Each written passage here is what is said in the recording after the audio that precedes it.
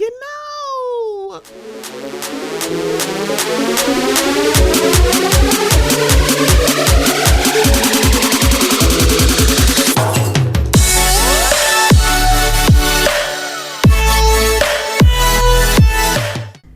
Hello, this is Stephanie, and this is the Mocha Minutes Podcast.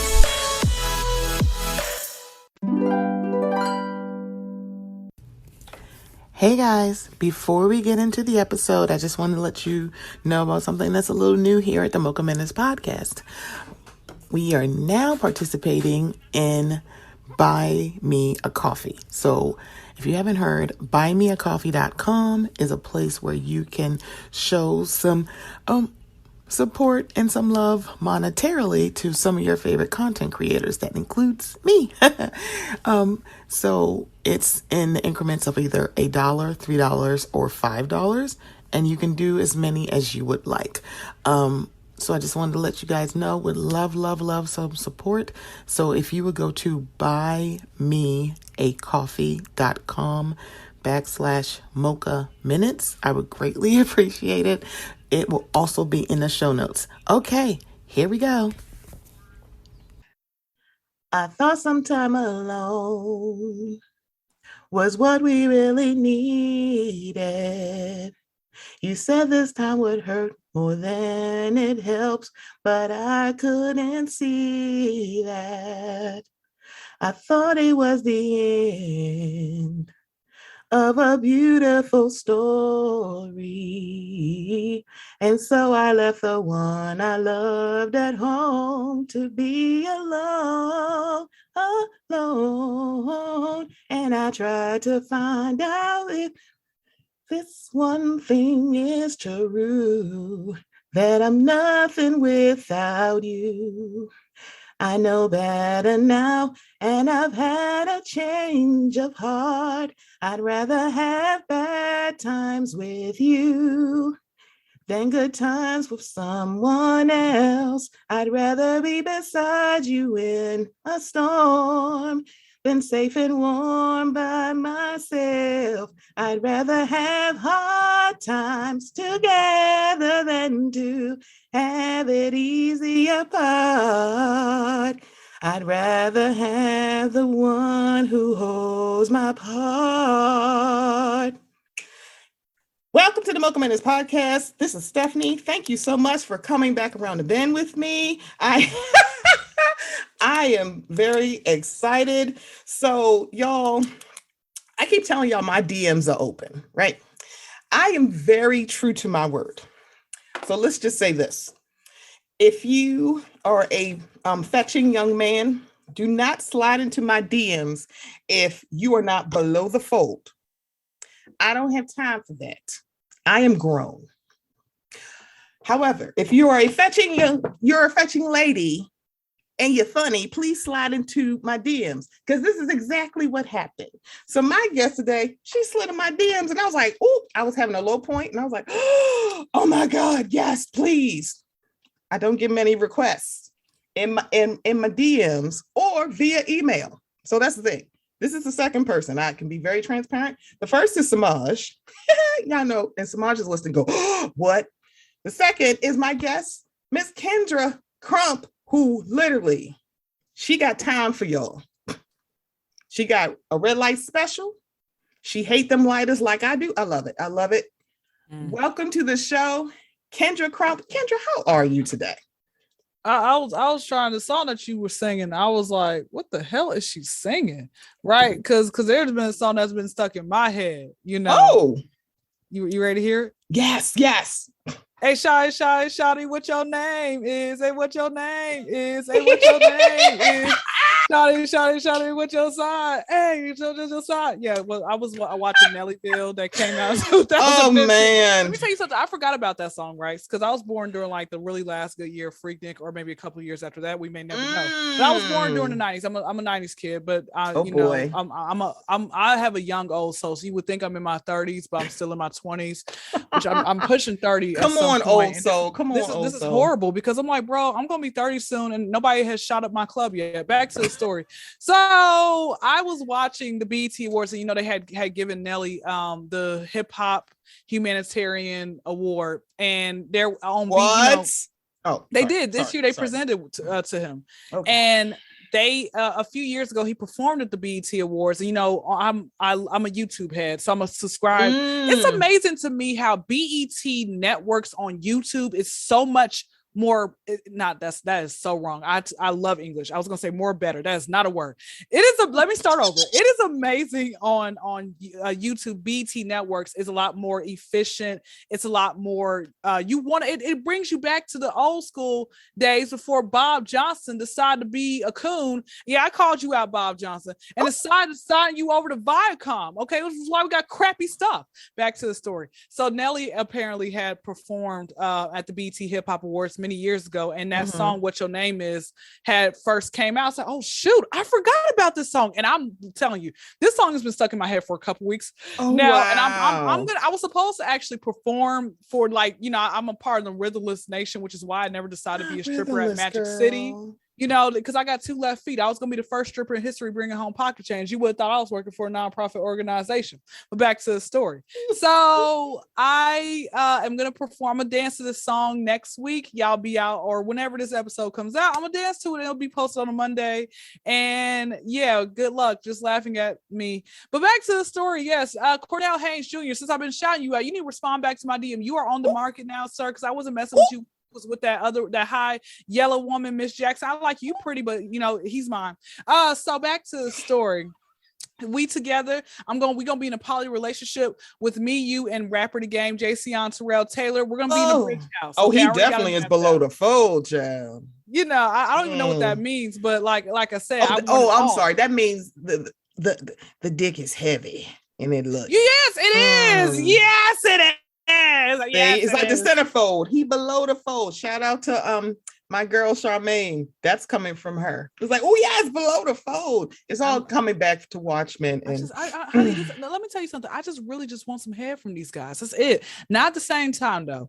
Or have you ever had 2 people give you head at the same time? No. Oh, I guess I got to put it on my list, but no, I have not.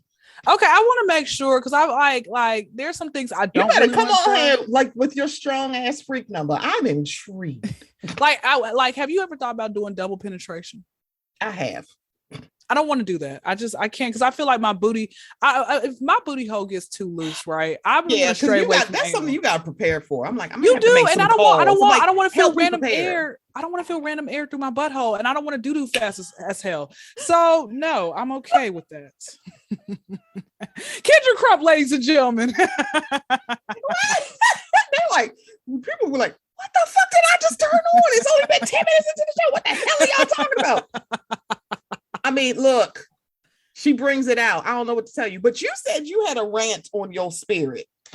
Yeah, okay, so it's a quick little rant. This rant is about all you unprofessional podcasters, because since you popping like that, you got 30,000 listeners, and you got like a lot of different podcasters who listen to you, and they're gonna want to work with me at some point because I'm just fly like that. They're funny. I know at least 3 that I'm thinking of, like, you should have her because she's funny. Yeah, we'll talk after this is over, and I'll go to them or so. But I had this podcast, and now there are some people out there who have different ways of reminding you that you have a podcast, like with the calendar link or some type of link, right? Some people have the reminder link and sends you text messages to your phone because they known in the past people, for whatever reason, will forget. I've had podcasters, we will speak 5 minutes before the podcast, and they still don't show up to their own podcast. So I don't understand how that happens. But what happened was I was running behind, and I sent one of the podcasters I was supposed to have a podcast with earlier today at 4:00. I said, hey, can we do at 4:30?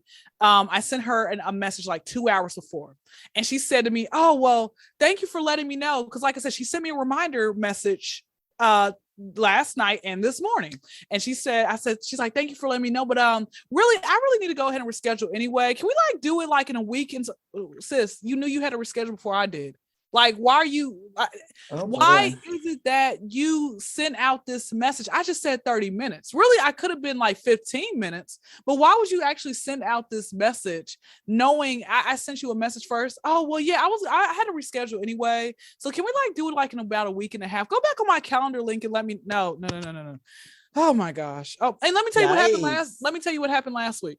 Oh, I was supposed to do another podcast at 4 p.m. right? But I let him know, hey. Okay, 4 p.m. does not seem like to be your magic hour. It's like 4 p.m. No. This is the second story in a row. 4 p.m. It's like, okay, so maybe no more 4 p.m. Within 4 days, child. Within 4 days, y'all. 4 days. So this other person, she tells me, I said to her, hey, I know we like, because I had it in my calendar. I put everything in my calendar, you know. And so I said to her, hey, just let you know, I'm gonna probably be running about 15-20 minutes behind. I called her and everything else. And she has said, oh, well, I'm glad you called me because like my daughter, you know, is out of town, and something about her daughter is out of town and she's on vacation. She's jealous and she wants to see about rescheduling a week from now. I said, oh, really? When did your daughter go out of town? Oh, she went yesterday. So you knew your daughter went yesterday and you had a whole 24 hours and you were trying to wait till it's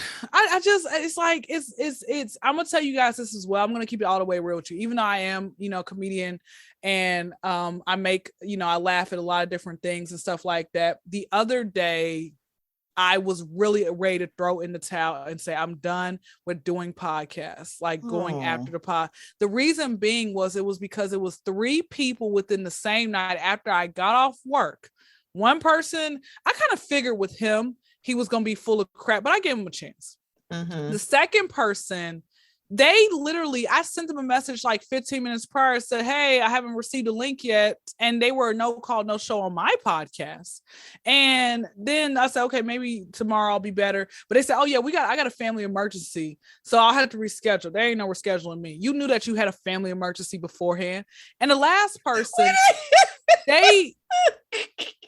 you knew there was an emergency. I mean, but people are like, well, Kyndra, no. I have this last podcaster. Mm-hmm. The day we were supposed to do a podcast a couple of weeks ago, and he hit me the day of and said, hey, just to let you know, my friend had died. I wanted you to want to know in the morning before anything else happened. We're going to have to reschedule. I said, okay, cool. What I was going to do was wait to give him to like January to let some time pass by and then say something about a podcast. And then, but he hit me up a week later and he's like, hey, can we do a podcast like in a few days? I'm like, oh, wow, you got over morning quick. You're more okay. Morning. I'm like, was this really your friend? Okay. It's like, I am in mourning today at 4 p.m. Yeah. Wait a minute. This is another 4 p.m. No. It was not another 4 p.m. This was after I got off work. I worked, you know. No. Now I'm trying to figure this out. I'm like, I don't know. No, this was supposed to be like at 10 o'clock at night, right? And so he said, okay, he sent me a text that day. He said, hey, can we do a podcast tonight? I'll be running late, about probably an hour, 30 minutes late. I said, okay, cool. He calls me 2 hours before and says, hey, we can probably start within 30 minutes. 30 minutes comes by and quick. I said, okay. I'm sitting here waiting. I'm in the car singing and playing that "What Your Name Is" song just to calm my nerves. No, what your name is song. Yeah, just to calm my nerves. Okay, I'm playing a song, and it's like 10:45, 45 minutes later, and I'm sitting here getting sleepy in my car. Now, mind you, I live in the hood where the policemen will like sometimes take the flashlight and go individually in different cars. So I didn't want them to do that to me, and so we finally did it. And he's like, "We're gonna get you in and out." In and out was like an hour later, and I'm like, I'm sending him text, "Sir, I am sleepy. I'm tired. Okay, I don't have time for this, you know." But no, like I said, you know, the thing is, I appreciate you as a person who is on the you're at the point where you are amazing in your sense of communication, you know, and you'll get back with me and stuff like that, except with the random public questions. I guess they got too deep for you, but it's okay. We're here. Forget the random public questions, okay? You know, I'll just talk to her when I talk to her. Like, we'll talk on the podcast. Right? No, and you know what? I'm sorry. Sometimes I heavy sigh because sometimes I weigh my words. This is my podcast and I'm still like, Let me weigh my words a little bit. So you're not a texter. You like in-person vibes. I am phone calls, right? That's the thing. I am a child. I'm a messenger, but it's kind of like with texting. I don't know what it is. It's like I don't know. It's because I'm 40. I think it's because I'm old. I'm sorry. No, baby, I'm not old. I'm seasoned. I taste good. And so I'm fully seasoned at this point. Sis, women, let me say this. Shout out to all the women who claim that, I taste great. I am what I taste. Sis, musty is not a flavor. Okay. So you gotta be careful. Is not. Okay? Please no. Put some fruit in your damn diet. Drink some cold water. Stop drinking, girl. It's like, I'm sorry. Everything washes out. Fellas, that is to y'all too. Please do not just sit around drinking protein powder. Ew. It tastes gross. Don't ask me how I know that. No, because honey, you're 40. You've been around the block and back. I'm just saying, you've had some experience. Look, I don't want to have the story about funky taste and spunk. That is for Sex in the City. No, you know what? And that's why that should be fiction. That's why I'm at the point now where I have to be like bosom buddies with a guy before I allow his kiss to come out and on my face and in my mouth, because and I'm sorry, y'all, please know, if you want to like shoot at the wall, please let her know that. Ask her. Some women have no problem with that, but if you literally nut in her eye, she might punch you. Yeah, I had this. There's a discussion that needs to happen. Yeah, but that's the thing. It's like, to my hair. It's like, okay, let me just go find something to do with this. But you shoot it in my face like I am Tiana Trump, and we ain't had that discussion. We gonna have an issue. Oh, speaking of Tiana Trump, I had somebody reach out to her about doing an interview. Right? Oh my God, are you serious? No, this is serious. He reached out to her about trying to do an interview with her, and she tried to charge him $3,500 for the interview. He says, he's like, ma'am, I'm not trying to have relations with you. This is an interview. And she says, oh, give me $1,500. He's like, just forget it. See, and why am I not surprised? It's an interview though. Interview should be free. I'm not surprised and it should be, because you're thinking of podcaster terms. Because a lot of us, it's like when you're a podcaster, you're like, it's just like a few times. But if you're somebody who literally used to have, back when Snapchat was like a real big thing, had a premium step, and you've had to go through 3 different Snapchats because people kept reporting your shit. And I think she's now on the OnlyFans, and she has the sex on camera. I feel like she is in a different mentality. She is in a time is money mentality, which is here's super weird. Why is it that, here's my question, right? Why do you even need to go to OnlyFans? Why not just go and how's the porn industry not paying you what you need to be paid for? What's the point of doing OnlyFans? So I mean, we could do those, we could do the intersections, but I mean, she is honestly, she does. We can talk about how, Black women are paid, or lack thereof of being paid. But honestly, why? Why would we do that? Because apparently she now lives in Baltimore, Maryland, which is very, very interesting. But okay, so I feel like she's trying to. How you know she live in Baltimore? You been in her house? I have not, but I do follow her on the Twitter, and you know how they put like where you live. It says Baltimore, Maryland, and I'm like, oh sweet Christmas. Don't tell them kids from Morgan, because this is maybe 2 or 3. It had to be before it's pre pepperoni pizza, where she was literally, I think allegedly, she gave head to some dude from Morgan. Like she was in his room, allegedly. I don't know how true this is, but then people are like, what the hell? You mean she in the city? I'm like, girl, what? It's like, y'all, I just,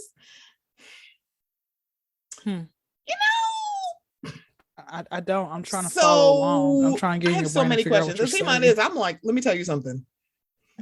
It is really a job, you guys. I'm not even gonna try to hold y'all. It really is a job, and this is her job. I am not gonna go, oh my God, that's crazy. So I will say, her OnlyFans is $35 a month for y'all that want to do it. That like want to help her. Is that even that? But that is, hold on. But that's what I'm saying. She's shortchanging herself. The porn industry will pay her more than $35 a month. I think it's also because she started pretty young, but yeah, I am with you. I feel like she should be doing it, but I also think she is still doing it. But of course, for the pandemic, people probably weren't doing a lot of scenes in person. So you know I what? think a lot of people, they had this pandemic quarantine porn where people had masks on and having sex with their mask on. That doesn't even sound okay. All right. I was like, bro, this is stupid. That's dumb. Let me ask you something. Do you I had this guy the other day. Mm-hmm. Like, this is you know how random men will just slide in your DMs and say that they want to have relations with you and not even know your first or last name. And I had this guy who basically told me, he said, I want to F the S out of you. And I want to, have you thought about doing porn? I said, I responded back to him by saying, I find it funny how so many men on here will say stuff like that to me, but you don't care to get a chance to get to know who you're trying to potentially do something with.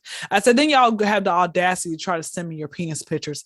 Like, come on now. Don't you have a little bit more self-respect than yourself? And he just put like shrugging emoji, and I'm like, And then he mentioned something like, can I get your number? And so you can just call me through here. He's like, well, I was gonna try to send you some pictures. Did you not just read what I said above?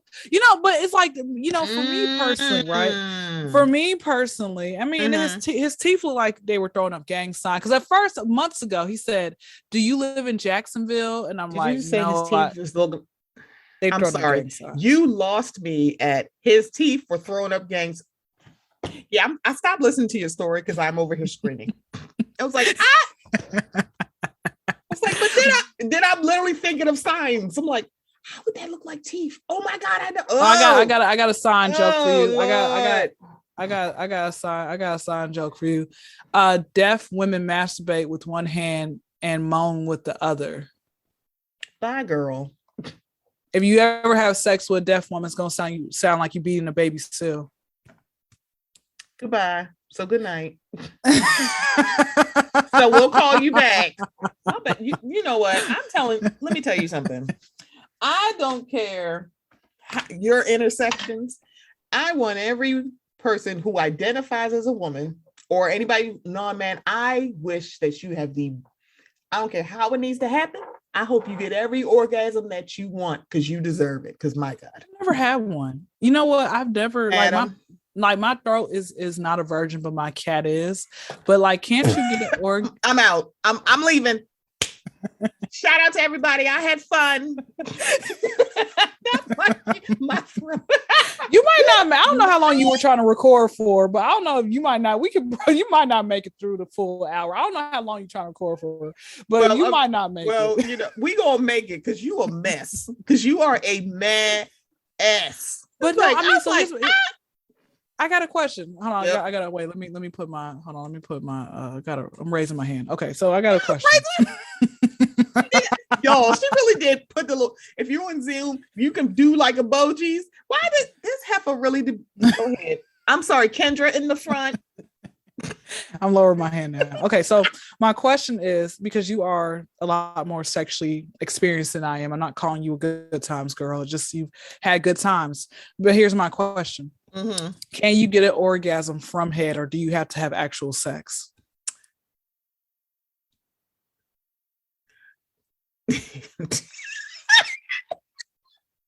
I like how my pause was very pregnant. So yes and yes. So here's the deal. There are different types of orgasms. I can't believe I'm being this transparent. So I've had better orgasms from head than I've had with sex. And that is partly because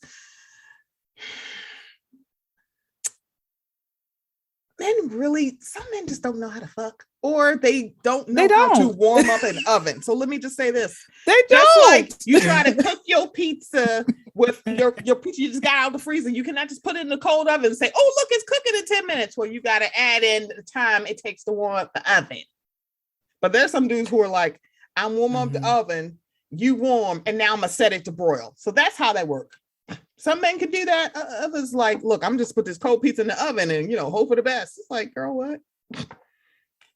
So here's the thing. I've gotten to this age So, but here's my question. Okay. I'm raising my hand. She raising her hand again. Girl, you're the only person in this room. What we doing? Okay, because I don't want to just cut off. But no, here's my cut you off. But here's my question though. Mm-hmm. Have you ever told a man the honest truth that he wasn't good, or has it been I was literally about to tell you that story because I have. Okay. So how did he take it? Tell me. Let me tap on the mic. Hi there, fellas. If you have to ask her if she came, you know good and hell well she did not. So he's like, does this feel good? No. Did you come? No. He's like, really? Yes. Why? It's like you can literally. It wasn't bad enough for me to tell him to stop. He stopped on his own because I was like, no, I didn't come. Now, was it in the dark or and the reason I asked see, that's the thing. I don't see that whole dark thing is like super weird.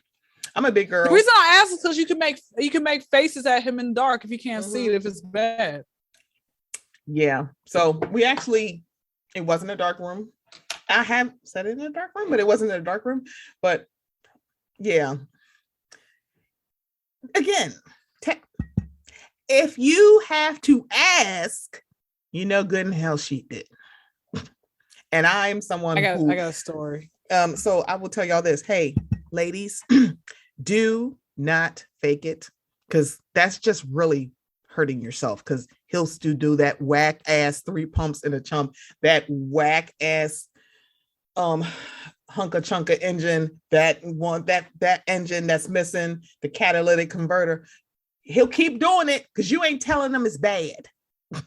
So please be honest. And the bad part about it is that, hey, hi, this is my fourth mic tap.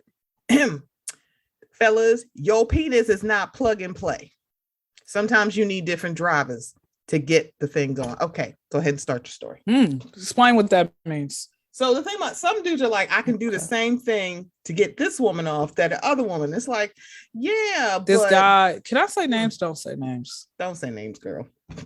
Not because they listening, but it's like, girl, no. Oh. Don't say names. Or you give him different names. Call him Billy. Wait, is his name Billy? His it starts with an S. Tom. Let's call him Tom. Okay. All right, Tom. Hopefully I don't slip out and say the real name. But I said it on my podcast. I say names on my podcast. But this guy named Tom, we work together. He was older guy. And then the older men don't be knowing what they doing either, man. Oh my gosh. Ain't that sad?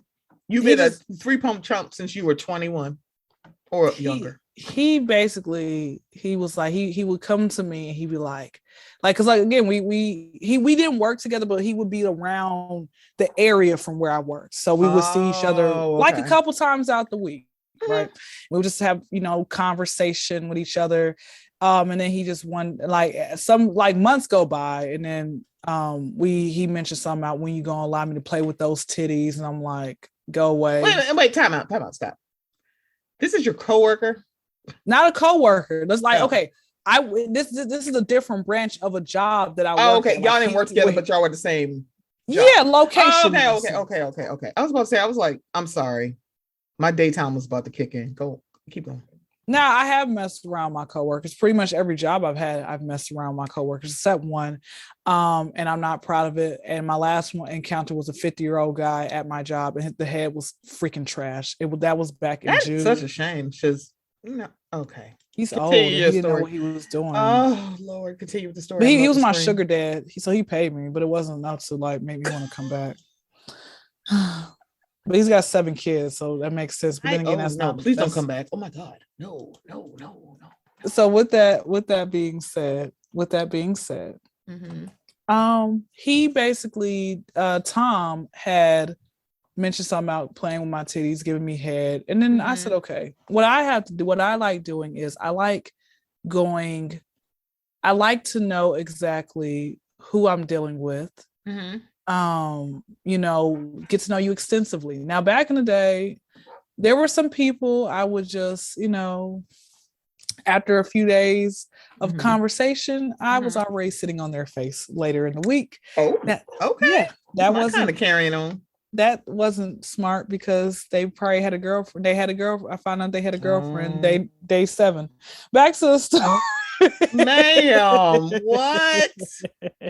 How did we get here? I'm sorry, keep going. So what happened was we end up, and this is, I don't like doing hotels. I don't like hotels unless, like, I just don't like hotels because I'm like, bro, y'all be judging. Like you need to be, hotels feel like you need to pay me, but you know, or you don't have your own home. That's I feel like with the hotels, number one, those people are judging. I just don't like the judgingness, them looking at me. I'm sorry, we're Black women. If you taking us to a hotel, they were like, oh, so you charge by the hour, bitch? What? I don't like that. I just feel like we better off saving. It makes you feel weird being at the house. Yeah, you know, your house, not mine. No, I'll come to your house. I don't want your spirit at my house. So with that being said, I remember we're sitting here talking and it's like, I'm getting sleepy because I'm like, bro, time is wasting. Can we please hurry this up? It's like 20 minutes until he's talking. I'm like, I didn't come here we could have had a conversation on the phone. Okay. Ooh. And at first it starts off good. The first 6 minutes, it starts off fine. And then by minute number 8, it just, my clit went numb. And I think it's because he smoked cigarettes as well. I feel like it's because of that. And I will tell you, he licked my butt, and he's like, you ever had that happen before? Like he wanted to be the first. I'm like, yes, I have. It didn't feel good. Okay. The head was whack. It took way too long for him to make me come. He snores extremely loud, like extremely loud. I came home to my cat, and my cat gave her the look of shame. I'm like, Tony, that's her name. I said, Tony. Wait a minute. Did she give you the rag? You raggedy bitch. I felt like she did. I felt like she literally just was like, you walking back in all wee hours of like, what's wrong with you? That's how she looked at me. I slept for a couple hours and I went to work, but it was none of it was good. He didn't know how to suck a titty right. He didn't know how to do nothing. And he asked me, he literally said, hey, so how'd I do? And I'm like, since you asked, I sent him a 2-minute audio message explaining to him. I said, listen, stop hyping up your head games, any form of your sex game, if you're not going to be good. Okay. I told him this. I said, or just in period, do not hype it up, because you out here saying, oh, I'm a good licker. I've been licking good people good for the last 20 years, all this type of stuff. You're not good, sir, at all. All right. You don't know what you're doing. I let him know that. I said, I just really was not, impressed. And he said, I was very offended, but I thank you for your honesty. No problem. Okay, moving on forward. He sends me a message a few months after that. He says, I want to redeem myself. I said, redeem yourself doing what? He says, you know what? Winky face. And I said to him, sir, absolutely not. Okay. You need to redeem yourself. Try to go get a car. Why don't you redeem that? Okay. Redeem yourself. Try to move your grandma out your house. Why is your grandmother still living in your house? Okay. Redeem yourself with that. Okay. Like you don't know what you're doing. Okay. So I said, the problem that I have as well is that you guys want to sit here and hump on some woman, but you don't even want to pay. Give us some money. My rates some money. My rates are $300 if you trying to give me some head. That's it. Oh, well, okay. That's why I'm trying. I'm flexible, but I'm like getting to the point where I'm gonna try to lick my own cooter, because I don't need no man for nothing. I'm just saying, I don't. So I don't know if you've seen this new toy. It looks like a rose petal. Men literally were in their feelings and said, "Fellas, they going to like replace us." I'm like, I can't believe y'all gonna replace us. If you're easily replaced in the boudoir, then you might want to step your tongue game up. You might want to get. So I don't know if you remember the City Paper, but I think it went defunct. Which City Paper was like the best thing ever here in Baltimore, and they had a lot of different sex shops that advertised classes, and I'm like, they got way too many. I've never heard of City Paper. They had, so City Paper, it was like a free paper, and they had a lot of great stuff in it. They had a lot of great columns. Dan Savage Love, before Dan Savage became, Chile. He had a column in there. It was extremely funny. And then Dan Savage the fuck out. which girl, what? So it was like, and they advertised the stuff that was here local in the city. And one of them was like a lot of sex shops. And I think they still do. I just don't, they may just advertise online because I haven't gone to go look for it, y'all. I just haven't. I should.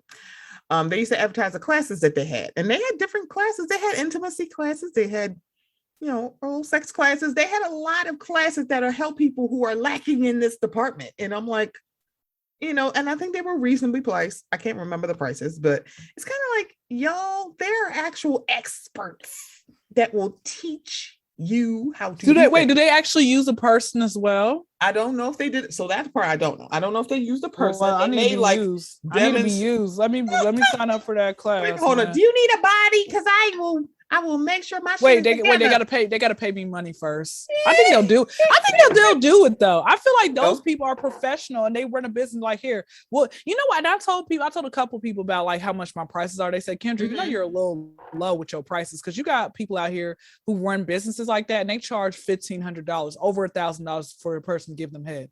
You're setting the bar low. I'm like, well, you got to realize what area I'm in. I'm like, these guys ain't got money like that. That's why I'm going for 300. You know what? All right, y'all. You know what, y'all? Because y'all gonna hit Kyndra's DMs in a minute. They can hit it if they want to, but they need to hit it with some money as well. Ooh. And on top of that, I need to get to know you extensively. And one of the questions I'm going to ask first is are you in a relationship, or does somebody think that they're in a relationship with you? Those are two totally different questions. They are, because it's not the same answer. Because it's always funny, because it's funny. Let me take this necklace off because it's driving me nuts because I keep hitting the desk. So it's funny when, you're on dating apps and guys say, are you single? And I'm like, if I was single, I wouldn't be on here. I mean, you don't know these days. I'm like, no, I was going to say that's what? Actually true, man. That's like my favorite. But it's so funny. I always get it, but it's like, I don't find myself asking. Is it weird that I'm like, am I asking y'all that? Because guess what? This is only a conversation, but it's kind of like, especially when you watch it like, oh, I'm single. But see, that's the thing. I don't talk to people who got like relationship status that say it's complicated, or I know this is judgy to say, but separated. So if it says separated and I find you attractive, I'm going to ask you some questions. Separated meaning that you have filed legal separation, or separated that me and her had a fight on Friday. Mm-hmm. I'm like, that's two different things. And nope, look, I don't have time for no homosexuals. Okay. This is a homosexual free zone. Mm-hmm. Okay. And y'all, let me tell y'all something. We're going to get into the show, but before we do, I'm going to like literally scream. We are in the show, but we haven't gotten to any of our topics. So ma'am changed her name to Mrs. Haynes Taylor. And I'm like, look, I need this throuple to happen. I said, I was on the screen like, did somebody else walk in the room? I'm like, this clown, I swear to goodness. Let me tell you something. I'm just trying to be Method Man's weekend, okay? Because I'm like, say something else. Say something. Method Man's been fine his entire life, but he cheated on his wife with Corinne Steffens, man. Girl, I don't care. I'm not trying to marry this man. What are you trying to get from him? What do you want? Literally just dick. What if it's not good though? I highly doubt it's not. How do you know that? I thought that because with Tom and the 50-year-old geezer, I thought because they were older, they knew what they were doing. 50-year-old geezer didn't even wipe me after. Let me tell you something. Neither one of them wiped me. As much as, because I remember reading the majority of Corinne Steffens' first book. Okay. I am under this impression, and I will say this. If this is a woman who fucks all the time, if he was bad, she would have said so. I am intrigued. But okay. Well, there are some things that she left out. Yeah. Let me say this. Wait. See, now you try to like. See, I ain't saying nothing. No. I mean, like about other people and stuff like that. Let me say this as well. That's not even her real name. Like she said, she recently did an interview and she's like my family's name is Overton. She says, if I tell you what my real first and last name is, I will go to the courthouse tomorrow and get it changed. She said, and she was talking about like that interview she did like about a couple months ago. With Lala Milan from, on Instagram, she basically, I said, bro, like this is live. And I wanted to talk to Elizabeth Overson, but she says you can't find me. And I'm like, how did Lala find her? That's what I'm trying to figure out. See, that's the thing. It's kind of like, I don't blame her. I really don't. So it's like, if that's what she wants to do, I'm like, but here's my question. How did Lala find her? Because Lala's not going to respond to my DM. She's got 3 million followers. How did Lala find her if she can't be found on the internet? See, I don't even want to know, Joe. I'm gonna leave it be. Okay, well, let's go to the topics because I know we didn't come here to talk about our sexcapades and stuff. So that's the thing about me. Like, I be taking over people's podcasts by accident. Now I'm sorry. I just like diving that way. Let me tell you something. I know how to steer this ship right back. Like, let's get out of the waters and let's get out of the. I'm just kidding. So let's start low key, and we're gonna just do a few because I have so many thoughts about stuff that's in high key. Okay, so I know this person, and I know she's going to go, what? I mean, you're low key. You absolutely are. I like to start my show with something a little bit happy. At least I try to. Something happy. We got an award, something. I'm like, I don't want to go into because I just can't. But there is a new comic book shop in 3rd Ward in Houston, Texas. Mm-hmm. And it has created a haven for creators and fans who are often overlooked in the culture, and that is nerd culture. So if you are a person of a certain age or even a young age, older age, you know that in comic books, you don't always see yourself. And if you want to see people who look like you, you may have to do some digging. If you are in the 3rd Ward in Houston, Texas, or if you have literally the internet, you may want to go to Gulf Coast Cosmos comic book store. They just opened a brick and mortar store. They were doing pop-ups. They were online pop-ups, and now they are brick and mortar. And this, she gonna get me when she hear this, is one of the founders or creators of this is one of my really good friends. You may know her as the voice of Militantly Mixed, Blurred Comics, by Furious. She's also, that is Miss Charmaine Fury, and her partner Byron Kennedy. They started Gulf Coast Cosmos, and people are just now getting traction. Homegirl is on the news. Her and Byron are on the news because one, their comic book shop deals with representation of works starring or written by artists that are Black, Asian, Hispanic, and Native American in heritage, or one of all those 4. Basically, comic books of color is their focus for their store. And you are seeing, and I love, if you follow them, it's GCC Comics. Those are the handles on the Instagram. You will see them doing stories and photos, and you see older people, and then you see kids going, oh my God, I see myself. And for a very long time, it's far and few between. So I've already said that I'm 40. Y'all know this bitch is 40, okay? So when it comes to comic book heroes of color, I didn't discover Black Panther until maybe 5-ish years ago. Actually, no, longer. Let's see. Whenever Captain America Civil War is, a lot of people knew about Black Panther because Ta-Nehisi Coates was writing one of the books in, I think, the late 90s, early 2000s. Brandon and Old Man Wade will correct me, and probably Rashani too. Anybody, and also Charmaine. So the ones that I knew was Green Lantern, because I watched the Justice League cartoon.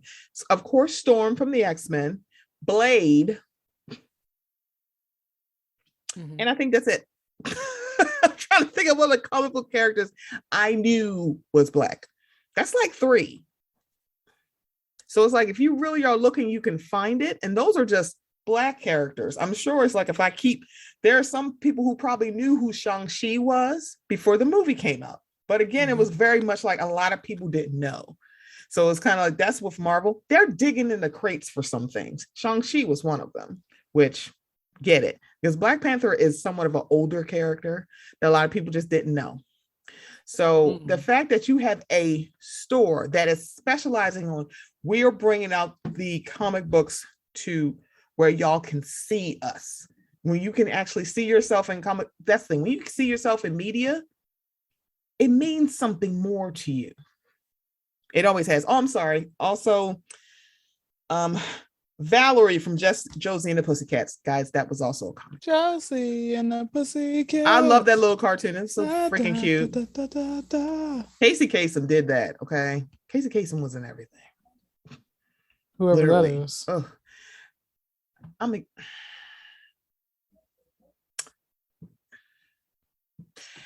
nope, we're not going to educate on Casey Kasem. That will be after the mic. All right, so we're going to keep going. You're like, whoever that is. Oh, I mean, yeah, I can understand. I can understand.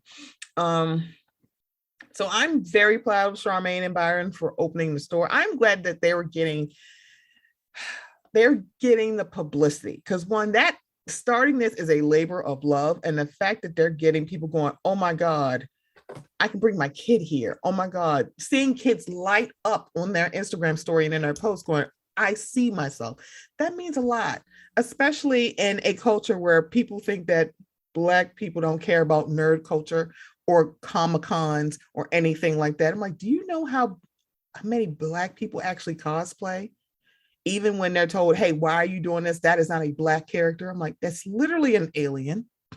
What are you doing? Mm-hmm. That's just how that goes. So I really wanted to highlight Charmaine and Byron, and I love the pictures they use, because I'm just very, very proud of them, because they met in business school. And they, so this is from the article that I found on KHOU, which is one of the stations in Houston, where they got profiled because they were on the news, and I was like, girl, what? It's like, are you effing kidding me?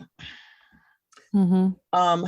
So this is a quote from Byron. If you have been othered in our country, it hits different when you see yourself reflected on the cover of something that has been part of pop culture for generations. It feels very empowering and affirming to see yourself as the main character, saving the day, saving the universe, and pushing the narrative, which is very, very true. Creating this space for anyone that's ever felt othered, that is incredible. So Gulf Coast Comics, I told them once they get the name, I said, I will sing y'all jingle. Okay. I'm on tap. So don't try to steal my job, y'all. I am singing the jingle for it. Gulf Coast Comics also highlights female creators like artist Afua Richardson, who has been recognized by the industry for her work with Marvel and DC. She is most famous for her contributions to the Wonder Woman and Black Panther series, as well as Marvel Black Voices and Marvel Indigenous Voices. It's a true fact that a lot of our Black female artists and comic book readers don't get enough attention. They just don't. Byron said, for us, this is an opportunity to say, hey, y'all need to check these sisters out. And Byron definitely recommends Miss Richardson's latest project, Aquarius, the Book of Men.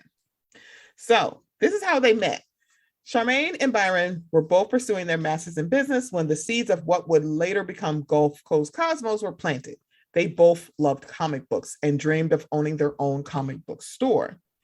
After graduation, Kennedy applied for a small business entrepreneurship program at the Emancipation Economic Development Council, which supports aspiring and established business owners in Third Ward. As part of the entrepreneurship program application process, they asked you, what would you like your business to be?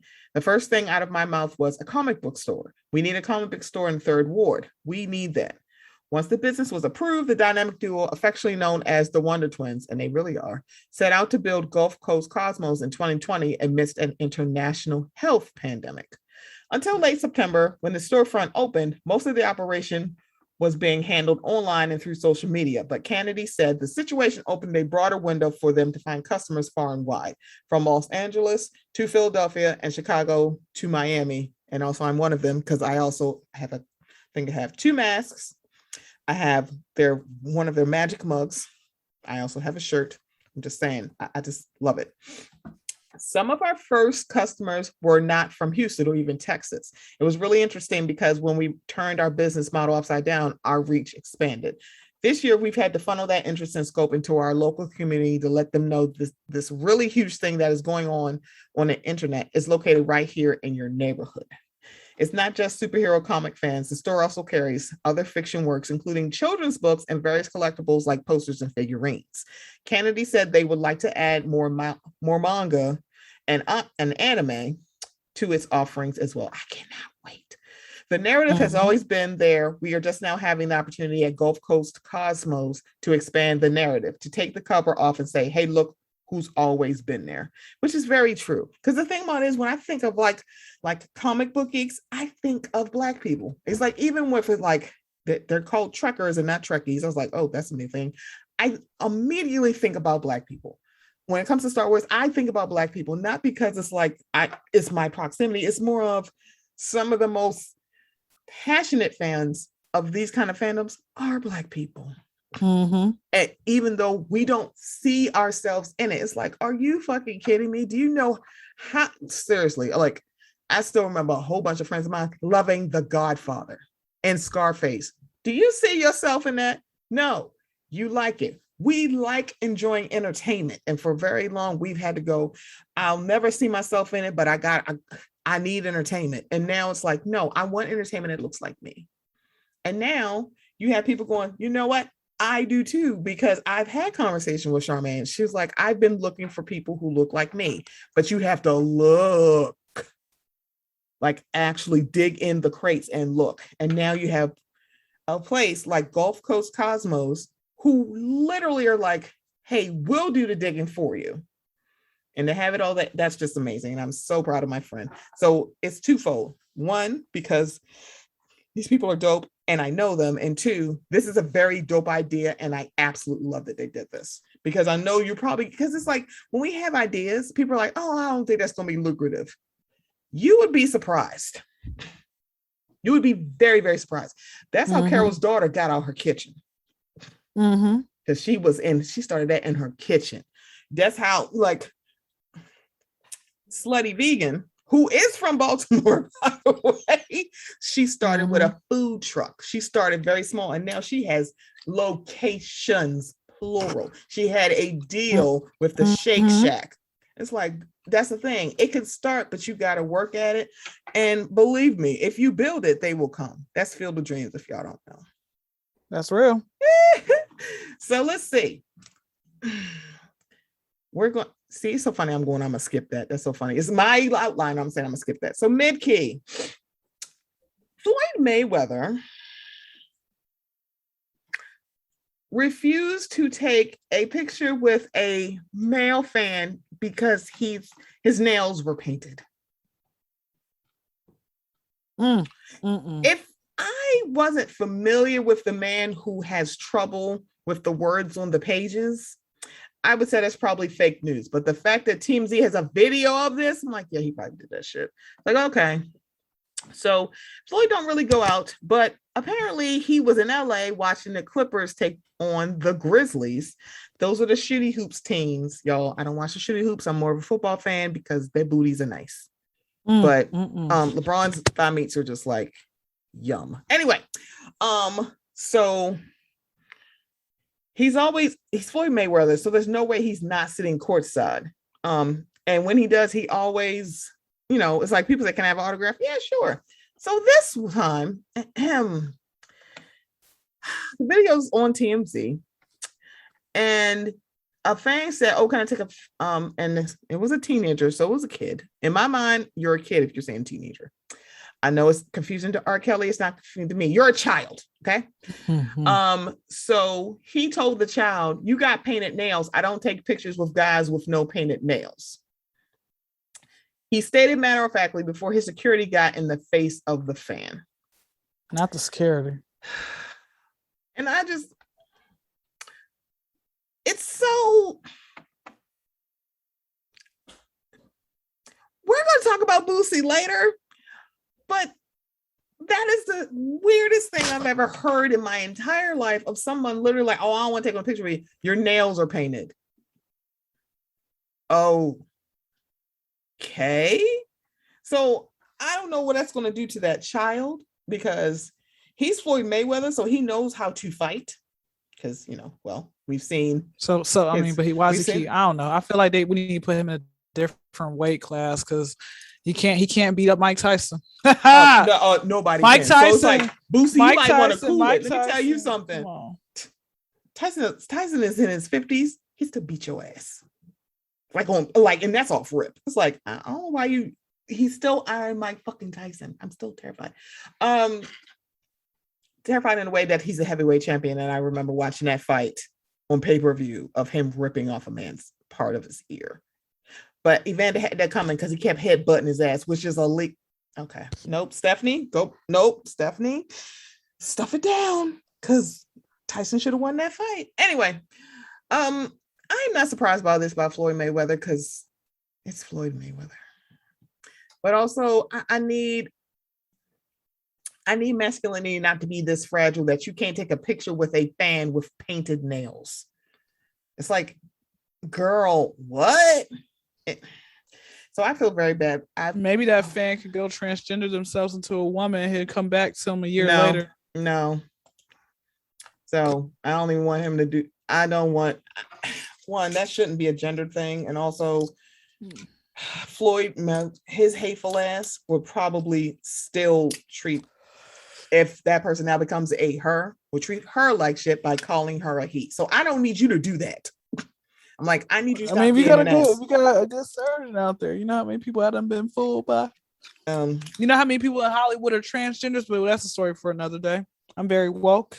Are you? The thing about you heard of the underworld? The underworld. I'm gonna tell you this one thing, and I'm just gonna say one thing, and then if you guys want to know more, come to my DMs and we'll debate about it. Hitler was actually in the underworld when the government pronounced him dead, but he really didn't die until like 25, 30 years later in the underworld. So that's all I'm going to say about that. Moving on to the next story. No idea what that had anything to do with what I just talked about. No, I'm just saying, like, you know, like about transgendering and stuff like that. What's okay, so it's not transgender. Not transgendering. No, I'm saying like when Floyd is upset with the fact that, or not upset. I guess he was upset. He didn't want to take I'm sorry. What the hell? Serve part-time, so I can study for my Oh my God, that scared the. I was like, what the hell is that? Sorry, go ahead. I was like, we got another person on the line. I was like, somebody from the underworld. Hi, underworld people. Listen, but no. So I was saying that Floyd, it doesn't want to take a picture with a guy who has painted nails, right? But my thing is, I said maybe that fan could probably go and, you know, get a procedure done to make himself look like a woman or so, come back to Floyd maybe years or months later and then see if he can get that picture again. He'll probably do it. Like I said, man, it's just this image, man. So there's several things. So the first thing is, I don't think you should change your gender identity to take a picture with Floyd Mayweather. No, I mean, I don't think you should either, but I'm just saying, I bet if we did a case study, and I'm pretty sure if we did a case study where it was like, okay, let me see, he doesn't want to take it with me because I look like, you know, but let me go actually see if I can be a woman, you know, and everything else. I don't know. I feel like that's who he is, like Floyd. And then on top of that,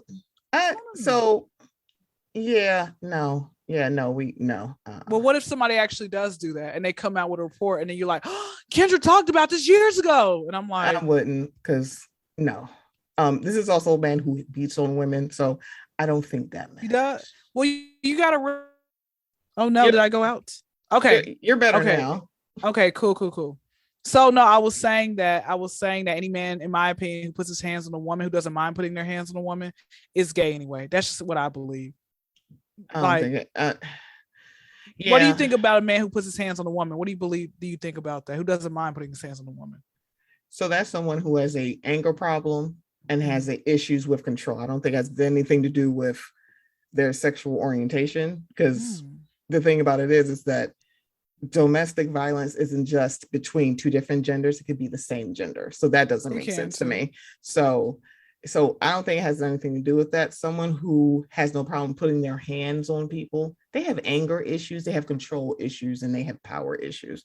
But it has nothing to do with their sexual orientation, because there are men who are in relationship with other men and they beat on them too. So it's kind of like it, and also for women and women. So it's kind of like domestic violence is just really a person by person thing, where it's really about anger and control. And it's like, y'all have a problem. You know what? And I've heard this from other people as well. And they say that they believe, but I think this is like a good discussion, you know, could be held. Like, what do you believe? You know, because I've had gay guys tell me, yeah, that guy is gay. I've had gay guys tell me this, you know, But you're a person like one of a few people who have told me different. So I think it's all about perspective. I think it is. I think it's also, because it's everybody's perspective. Because there's a lot of people who look at things a whole bunch of different ways, and I think it's people having discussions about this where if it's not something that you identify with, you just sit around and listen. You're like, whoa. So, because especially if people have an identity that you don't have and they feel comfortable enough, especially folks that are LGBTQ plus, comfortable enough to have these in-house conversations. So that's the thing. When Black people talk about our issues in front of mixed company, we're having like, it is just us. It's in-house conversations. When we talk about proximity crime or the plight of Black trans women or things like that, those are in-house conversations that we're like, yeah, we need to handle this in-house so that when people come to our house, they don't see the little piles of dirt that we sweeping under the rugs. So it's kind of like there's so many in-house conversations that need to happen. But if you are privy to looking through the window of someone having an in-house conversation, it gives you a different perspective. So I think, and I think that's the sad part, that people were like, we all came to sit and listen, because it takes a lot of energy to not speak when you hear people talking, especially about things that it's like may not even be an issue for you. You're like, I'm gonna just sit here and listen. You're like, you have anything? I absolutely don't. I think you should look. I think I'm gonna sit here and listen, because there's way too many stories. There's way too much frustration of people who don't just let us talk, because they don't. Yeah, it's kind of like they just want to hear. So that's why I'm like, no, whoever this young man is, if they do identify as a young man, that would really fuck me up if somebody who I literally enjoy and I'm a fan of literally treated me like shit based on my nails.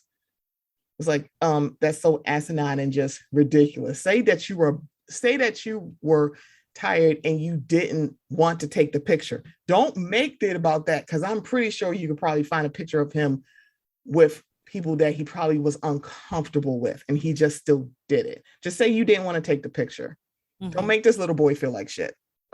Because I don't take no pictures with no painted nails. And like, people will still praise Floyd no matter what. And one thing I realized is that you can, if you are a celebrity, no matter the good or bad that you've done, people will still give you praise, and nobody's going to cancel you. And to me, like, they'll cancel people like you if you end up saying stuff like, whatever on your podcast, you're canceled, but nobody's gonna cancel Floyd for. I didn't even know that he put his hands on women. You were the one who told me that. Oh yeah. Oh honey, let me say this. This is alleged, y'all. I'm not trying to get sued, but yeah, allegedly it's out there and it's more than one person.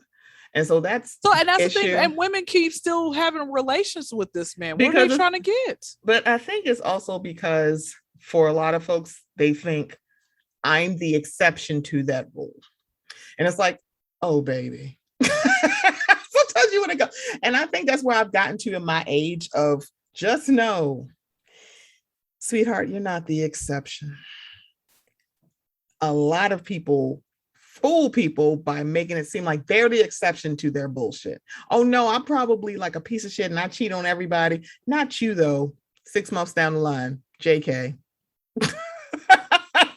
It's like you think like, oh, he's done all that, but he's going to treat me differently. He's not. He's telling you he's going to treat you different, or she's telling you she's going to treat you different. They're not. Because one, he's Floyd Mayweather. He has millions of dollars. He literally could stay up in his house and do absolutely nothing, and he still be like a very, very rich person. What? And I think he has retired at this point. He doesn't need to change. Change for what? What does he need to change for? His own daughter is facing charges allegedly. That's his daughter. It's like, oh baby, it's a little bit of nature and nurture. And she's probably not even gonna go to jail for that. She may not, but it's like the fact that you're still facing charges over assaulting or stabbing, I'm not exactly sure, your boyfriend, the girl that your boyfriend was fucking, is like, girl, that the calls coming from in the house. I'm sorry. Why are you? I was like, why are you stabbing her? Okay. All right. I'm like, nope, I'm gonna leave these children alone. Because it's like, baby, no, absolutely not. Absolutely not. Oh yeah, we got button Floyd Mayweather because my God. Okay, so something we are not going to button is what happened to Taleah Lowe. So a young woman went out to Lake Michigan with her friends late at night and she drowned. Mm-hmm. So when you hear that, it's like, oh my gosh, it's a tragic accident. However, her family is saying, I'm calling bullshit on this. And when I first heard about this story, I didn't hear about this part, but it also is because it was like, oh my God, the girl was only 18. That's all I thought. I'm like, she's just a baby. She's just a baby. She had just left for college. So I'm like, that was a lot. So here's the reason why they're just like, that don't make no sense. Why would she do that? She had partial paralysis on her left side, meaning that she couldn't have swam because one of her, she couldn't raise her arm past her chest, which if you think that young woman's arms are not that long, so it's like, you're not raising it too long. So how did she get in the water? So this is from MLive, and this is from the grandmother's words. Before her granddaughter left for Grand Valley State University, Shelley McCurdy of Chicago says she told her to stay away from Lake Michigan. Sounds like Lake Lanier in Georgia, child. Taleah Lowe didn't really need the warning. She grew up in South Haven. She knew potential dangers. Partial paralysis on her left side kept her from raising her arm past her chest. Still, McCurdy thought it important to say she's told her she would have a broken heart if anything happened. She said, I'm not going around the water, Grandma. On Thursday, October 14th, Lowe drowned in Lake Michigan off Paramarquette Park Beach in Muskegon, while other GVSU students, with other GVSU students, I can't read. It was late, around 10:45 p.m., and the water was rough, with wind directions changing throughout the night, according to police. Witnesses reported a swimmer caught in a riptide. Lowe's body was found hours later. McCurdy and others are devastated. Lowe had such a promising future. She was smart and had a big heart, her grandmother said. If you ever see the sunrise, that was her. Beautiful. Her death has set off a firestorm on social media, with some family members and friends blaming her new college friends for the death. Some of the comments have appeared to be threatening. Nobody would have sent anyone death threats if there was not reason to believe that your family is hiding something, an angry Facebook post said. GVSU police have investigated reported threats. At this time, police have not identified any credible threat to the safety of any member of the GVSU community, the university told MLive in a statement. Some social media posts have been irresponsible and unsubstantiated, but they have not risen to the level of a criminal action. GVSU said that our campus resources are being used to support those in our community who are experiencing trauma and intense grief. Student affairs staff has been meeting with students and Taleah's family and offering support. Officials said it is not unusual for people to have questions after a tragedy, but ask students and others to limit speculation and share information with Muskegon police. Muskegon police say the death investigation is open and active, but there is not evidence so far suggesting foul play. Police await autopsy findings, but think the death is likely a tragic accident. McCurdy says she would not jump to conclusions in her granddaughter's death. She has been in contact with Muskegon Police Captain Sean Bride, who is in charge of the investigation. I'm not pointing any fingers. Bride said the investigation is still ongoing. I don't deal with conjecture. I don't deal with Facebook. I deal with actual facts. Still, McCurdy said it doesn't make sense that her granddaughter would go into the water, especially in rough conditions. She was told that a visit to the Big Lake was on a friend's bucket list. She really has just one question. What would prompt her to get in the water? Here's my question. I need to know. Her granddaughter, who graduated from South Haven High School in the spring, dreamed of attending GVSU. The start of her freshman year was the happiest moment of her life, her grandmother said. She remembered thinking, my little Taleah is coming into her own. The loss is staggering. McCurdy said Lowe was born to McCurdy's daughter, Carlita McCurdy, who was fighting metastatic breast cancer while pregnant. The cancer was aggressive. Carlita McCurdy's refused treatment that could have extended her life but harmed her baby. She died before her daughter's second birthday. My daughter sacrificed her life, for her baby, Taleah, her gift to us. She told me it was in her heart to make that decision. She just decided Taleah was more important than her living. She said she was proud of her daughter and granddaughter. Both were always in her thoughts. I've made sure she got to know her mom to never forget the amazing person she was. It is too much. She was overheard from many who cared about her granddaughter. It overwhelms her heart. We're running out of angels around here, McCurdy said. So here's the thing. I don't believe that story either, that it's like, oh, she just drowned mistakenly. I'm like, exactly. I don't believe that. So apparently there is a very suspect GoFundMe that apparently somebody else, one of her friends, were trying to do. I think one of the girls' families were arguing with people online. Something about this don't seem right. And the bad part about it is, because I'm sitting here like, if you know 10:45 at night, rough conditions, and you are not able to lift your arm past your chest, you're not jumping in the water. Exactly. I don't know what this is. I really want them to get justice, because this is just heartbreaking. It is, and if not, then what do you believe should happen? If not, like, do you feel like we should riot for her? What should we do to let them know we're not playing with you guys? So the thing I think is mostly because I did not see. So I think the other thing is actually more people talking about it. And I'm someone who, I don't like trauma porn, and trauma porn is the Sean King's of, let's put the videos out. I'm like, I've disengaged from that, mostly because that's a lot of trauma. There's a lot of Black trauma, and sometimes we need a rest. But the more people talking about this is going to get the light on it. This is coming off the heels of Gabby Petito. So it's kind of like, that's a tragic story, and it got solved really fast. This does not make sense to me at all.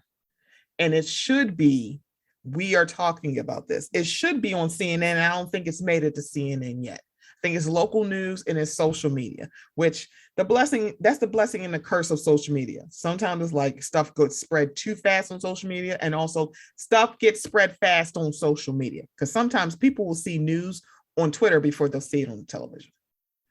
But also, we now live in a 24/7 news cycle. I'm old enough to remember when you only saw the news at 6, 7, 8, and maybe 10 or 11 for a half an hour until the late night shows come on.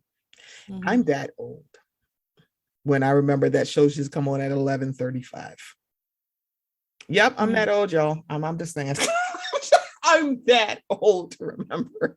So it's like, I really hope it gets more eyes on it. I hope that gets more ears on it. And I hope people start investing, because it doesn't sound right. Even if she was someone who had strength in both of her arms, it still wouldn't make sense to me. But it's even sniffing worse to me, because they're like, wait a minute, she wouldn't be able to swim that strongly, especially late at night in strong wind conditions, in choppy weather.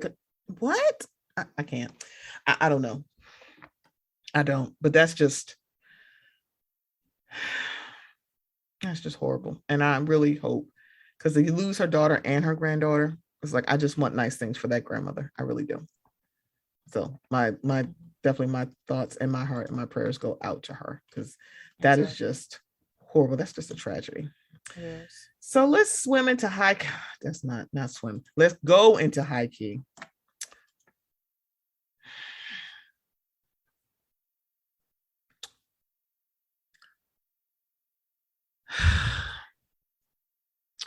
I remember when Boosie Badass made music. I remember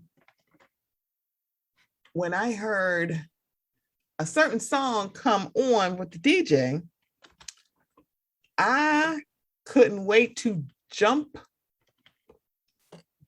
on the dance floor, when I heard Wipe Me Down, I couldn't wait because that was my shit. Y'all, this song is 13 years old because it came out in 2007. But that was my shit. I think it also has a couple remixes. For some odd reason, instead of making music, he has turned into, and mind you, he is younger than 36. I just want to say this. He's not that old. He's not younger than 36. That man's 38 years old. Wait. That man's about to be 40. Oh, God. Oh, that's no. He's 39 years old. His birthday is in a couple of weeks. He's 39 years old. I'm sorry. I was thinking of Rodney the Voice. Rodney is 36. He's like, I can't. That's right. I can't believe he's older than me. So, yeah, he's going to be turning 39 because I'm sorry. He's a year younger than me. But he's older than Rodney. And that was, I'm sorry, I was listening to Rodney's voice. He's like, I cannot believe he's older than me. But I think he thought he was younger than him. Boosie Badass. He has stopped making the music. He is now going around being a hateful ass, soon to be 39-year-old man. Because he is upset that a young man who literally lives his life out loud is successful. You are literally upset that not only is Lil Nas X past being a one-hit wonder, his debut album is actually good and is actually selling and it is actually streaming. And he is a whole ass gay man living out loud instead of living in a closet. He is not living his life in the shadows. And that is bothering people like Boosie Badass. He's not alone. He is not a unicorn. So Boosie has been saying stuff for quite some time. And for the most part, Lil Nas X he don't answer. He just don't. Because it's like he kind of takes it in stride in a way that is wise beyond his ears. I'm impressed because there's a lot of people who would not be handling it this way. They just won't. Mm-hmm. So on a recent live, and mind you, this happened so quickly because he responded within less than a half an hour of the clip of Lil Nas X's live. So he did a live, and Lil Nas X, who Boosie has been making comments about him for literal months. And they're like, what do you think about his comments? Lil Nas X, yeah, I don't really pay it any attention because I'm sorry, you guys, Lil Nas X used to be a barb and he used to be an internet troll. Y'all not going to out troll him. And I'm like, it's just hilarious whenever I think about it. So Lil Nas X said on his live that he joked that a song with him and Boosie is on the way. Now, he made a joke and said the song's on the way. He didn't say, fuck Boosie Badass, fuck that nigga. He didn't say none of that. Mm-hmm. Boosie Badass decided to tweet out, stop trolling me, and he called him the F word. You a whole bitch playing with a gangster SMH. You can keep sucking dick, getting fucked in your ass. Peace and hashtag you hate yourself. I would too if I was you. Nas X, if you hashtag commit suicide, you would do this world a huge favor. Nobody wants you here. Come on, he said all that. Now, he did not take this down, but Twitter did because people reported it. So here was the other thing. Before it was taken down, not only did he tweet that out, he retweeted his own self. And I'm sitting here, everybody's like, before it was like, oh no, he's fine. It's, Boosie's Boosie. It was fine for this man who literally said in his own live, this is not an allegation, he fucking said it out of his mouth, that he paid a sex worker to literally sexually assault his child because the child was under 16. So that is statutory rape, everyone. Him, his son, and his nephew. He paid a sex worker. And so this is what gets me about that. Why are y'all defending somebody who has no problem having his son sexually assaulted? He is not the Duke of decorum or morality. Because he said it very proudly. No, that's right. That's what I did. He's a child. What are y'all doing? That is gross and that is disgusting. So there's that. That bothers me. That this is who y'all want to do. So it was taken down from Twitter. He did not take it down. He also, I'm surprised he still, I think they may have taken his account down. Wait, nope, it's still there. Because after the tweet was taken down, his account is still there. He said, if y'all think the whole world hate me, y'all tripping. I have international love and respect for how I am and what I stand for. And never forget, there's a ghetto in every city, state, country, etc. who rock with Boosie for real, for real. Well, so he's an unapologetic, extreme. So here's the thing. When we talk about people who are homophobic and just hateful, they're like, oh no, it's got to be this. What he just did is very homophobic and y'all can't argue against that. Because you look for loopholes. Baby, no, this is what a homophobe looks like. It's Boosie badass. Literally, you have been saying stuff about Lil Nas X and he's been leaving your not handsome ass. He's been leaving your not handsome ass alone. He's been leaving you alone, and he joked, we gonna get it. Because I think when it came to Lil Nas X's album, people were like, you don't have any male rappers. He's like, I am a male rapper. But then again, you do realize they're not going to do that. They're not going to hop on no album. They're not going to hop on no song like that. And I'm like, and y'all really should. Because y'all really should listen to his album. It's actually really good. And it's like, y'all really should, because I think his music is great. And the thing about it is that I'm old enough to remember when that used to be a thing of you would never see an out gay man be a hip hop artist ever. They're like, nope, it's never going to happen. And to see him actually do it, I'm like, I'm pleasantly surprised. But Boosie is dangerous, and people who big him up are dangerous too. That's a problem. Because I'm sorry, Boosie needs some help. Because now, before it was like, I think he on that. I'm like, I don't know what happened. He needs some issues. I'm like, before it was like, don't just say because he's violently homophobic, he might be gay. And now people are going, it might be some truth to that. I just think he's a hateful piece of shit. I don't care what his sexual orientation is. I really don't want him having any relations with any human being at this point. I don't give a goddamn. And I'm very much a person who will like, I do not wish queer kids on a person like that, because it seems like they will be extremely violent towards them. And this is not my so-called life. I don't need like a queer kid living in his home and being terrorized by that kind of person, because I can almost picture it. I'm like, nope, I do not wish anything on something. I do not wish for queer kids, for homophobic people, or daughters for misogynists. No, absolutely not. Please do not harm these children.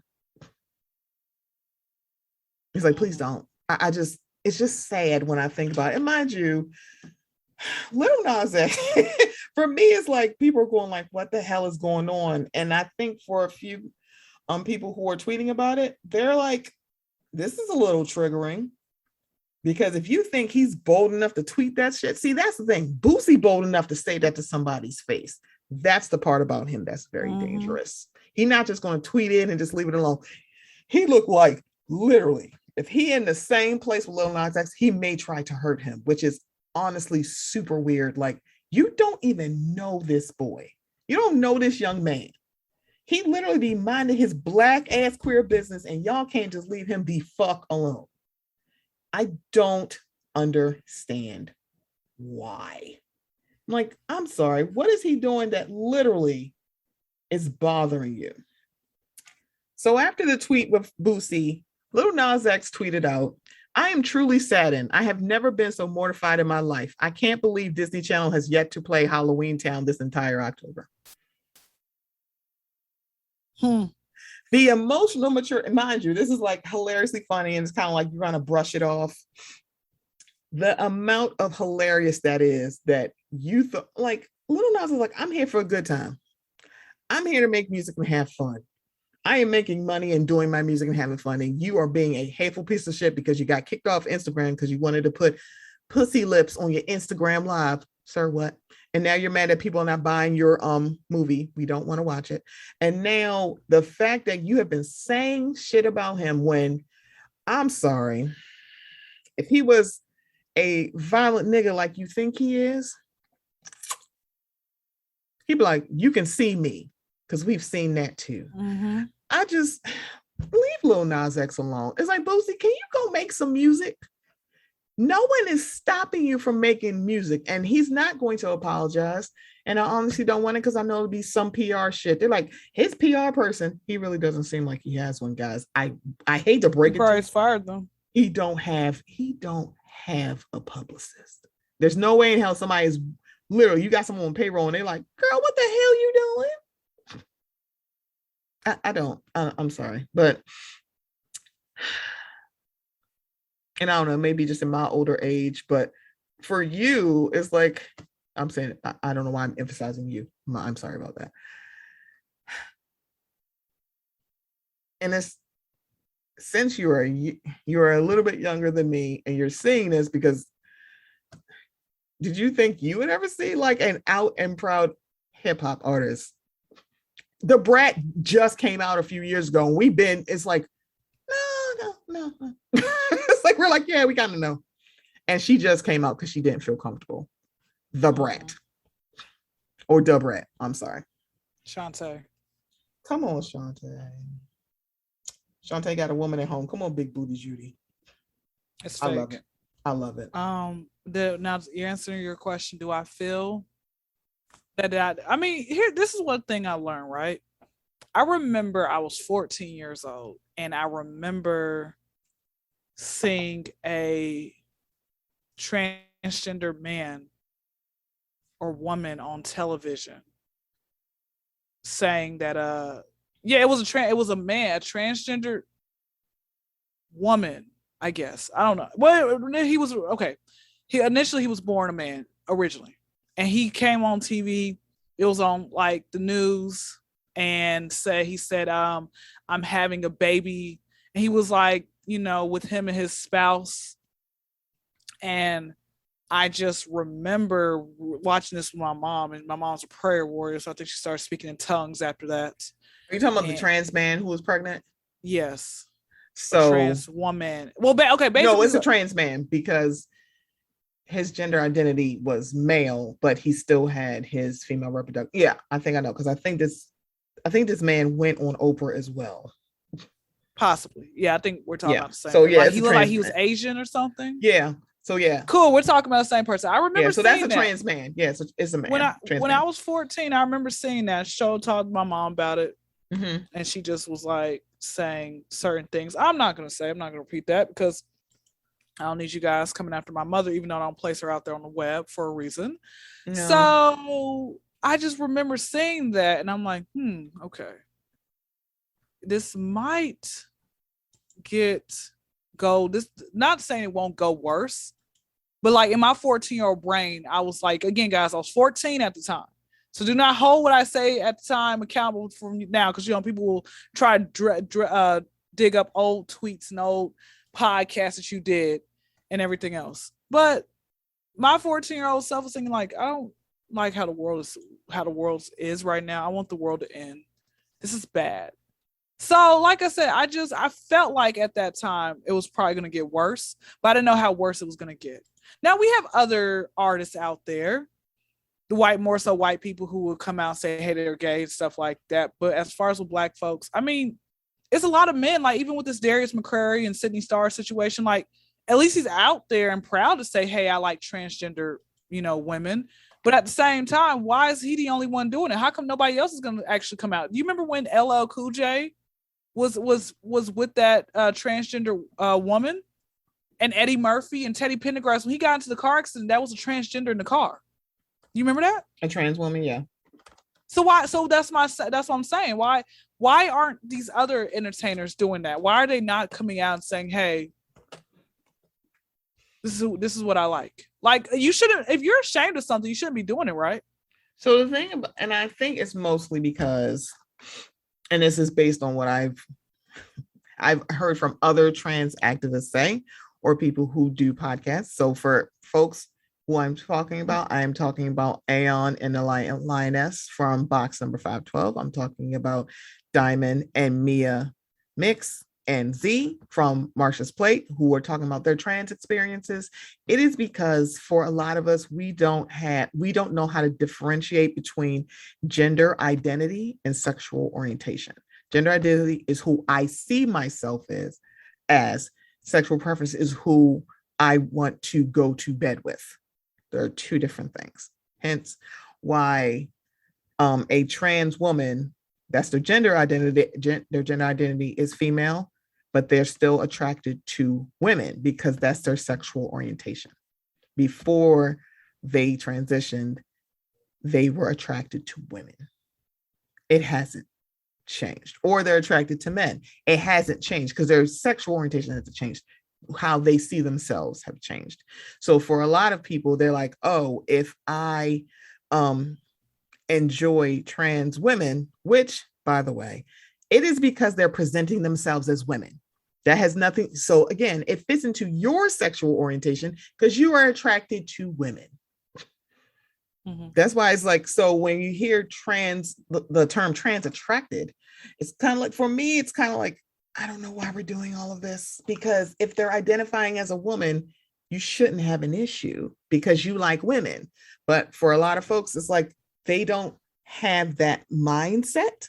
So they think, oh, if I'm with a trans woman, that makes me gay. I'm like, no, because that person you are attracted to identifies as a woman. So it fits inside your parameter of your sexual preference. Mm-hmm. And that's how it should be, but that's not how that's the ideal resolution, but obviously it's not. Hence why trans women, if they are murdered, it's usually by a cis straight man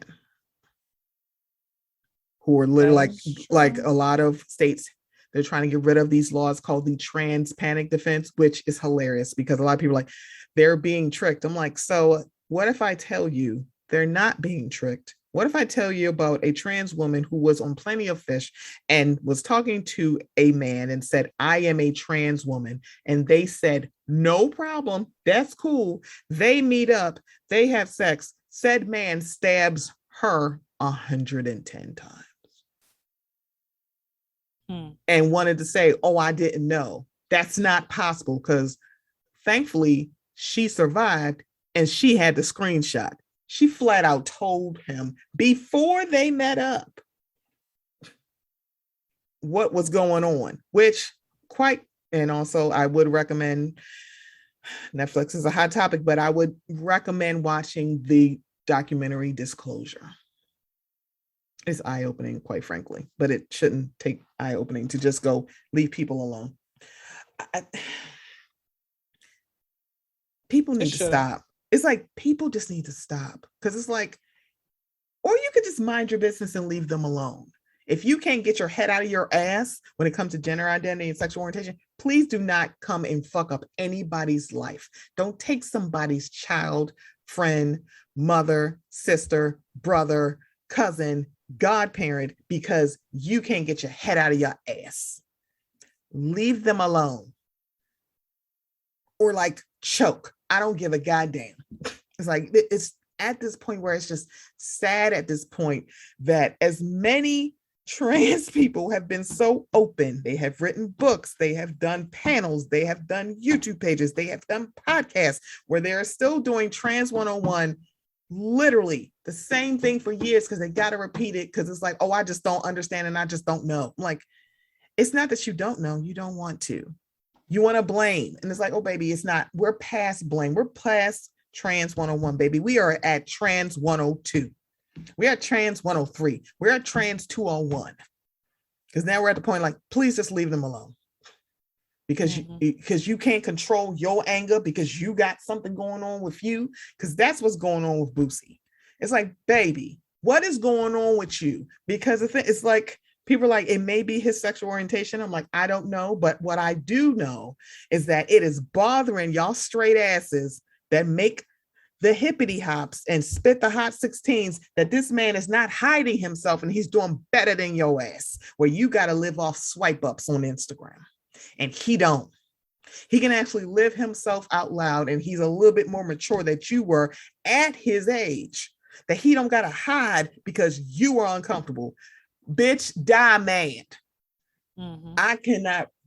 It's like, I'm so sorry. I don't know what I would do. I don't know what that would do to me because one, Boosie is not just going to keep it to Twitter. He's not. It's like, that's the bad part. And he's not going to apologize for it either because one, he don't think he did anything wrong. He doesn't care. So I hope that little Nas X gets himself a nice little restraining order, because this is what's going to happen. Just like Megan Thee Stallion, I'm gonna get a restraining order. You can't come nowhere near me. Well, guess what? You don't get to come places because I'm there. I'm gonna limit you since you can't keep your Twitter fingers silent and your mouth silent. Now we're really going to play, because now he's at a place where I play if you want to. And that is just sad. It's like, Boosie, you could just make music. I swear nobody is stopping you. Please just make music. Please leave little Nas X alone. And instead of you shitting on him, why don't you congratulate the fact that that boy is making music? He is keeping hip hop alive. Because when the last time you made a fucking song? Please let me know. That's true. I'm just like, it's okay to just leave her the hell alone. I swear it is. It is. It really is. Please. So our last story. So Dave Chappelle, I can honestly say, is one of the best comedic storytellers I've ever seen. He is so good at telling stories. He is very, very funny. He kind of always has been. Chappelle's show is one of those things, one, because I'm old enough to remember when I watched it live on Comedy Central, where all the cussing was dubbed out, but then you bought the DVDs and all the cussing was back in. Because of course it's on Comedy Central, so they couldn't say it.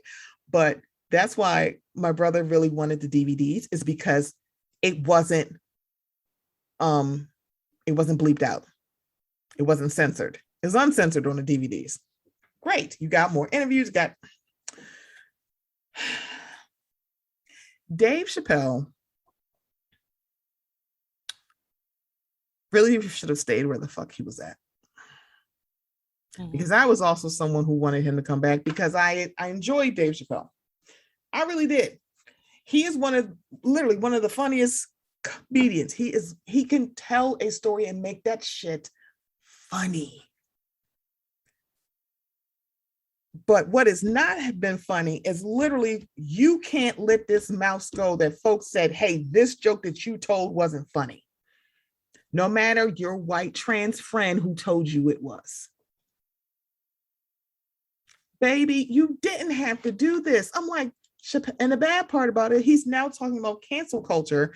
So for everybody who doesn't know, he has a 5-minute IGTV video on his IG that he is not somebody who posts a lot on social media. He called people on Twitter weirdos. That's not real life. I'm like, wait, what? And now he's putting out it's a 5-minute video, I guess, from one of his stops. Because, by the way, he's also on tour, you guys. He's on tour. Where he is talking about cancel culture as he is sitting on his tour. He's on tour in November. I think for the most part, that tour is, if not sold out, is damn near close to it. You were sitting here talking about cancel culture while you are drinking what I am almost sure is one of top shelf whiskey, because he looks like a whiskey drinker. I love that because I love a good whiskey. While you're sitting in a room, not being canceled. Cancel culture is weird because it came from queer culture, because canceling is subjective. Canceling is not what we think it is. Mm-hmm. It's like, look, it's canceled. I don't deal with that person. It's very subjective. No matter what everybody else is doing around you, that's what it is. Then it became, when it was somebody who was extremely problematic to us, it's like, no, cancel that. Like, this is not, we are not telling, it's like telling G Money to cancel that bitch. One bitch, just one. Cancel this bitch. One person. Okay? If y'all don't know, that's from New Jack City. Seriously, Miss Hawkins. I'm sorry, I love Wesley Snipes. That's a whole nother different discussion. Dave Chappelle is not canceled. Dave Chappelle doesn't have a reason to be canceled. Saying you have no reason to be canceled. Dave Chappelle doesn't need to be canceled. There's nothing to cancel him about. What needs to be canceled is for you to get your head out of your ass. So for everybody who doesn't know, because I found this video when I talked to Jay about the special. After David came back from his hiatus after leaving Chappelle's show, he hadn't really talked about what happened. He told Oprah he was working a sketch, and one of the white employees on the set was laughing in a way that made him uncomfortable. He only mentioned one person. I'm going to keep saying that, one person.